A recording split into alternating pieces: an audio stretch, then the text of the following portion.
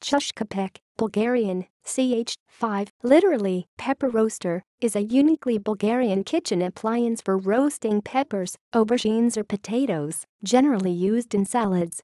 A Chushkopek is a cylindrical oven with an opening on the top. Long sweet peppers are placed inside, the lid is replaced, and within several minutes the pepper is ready.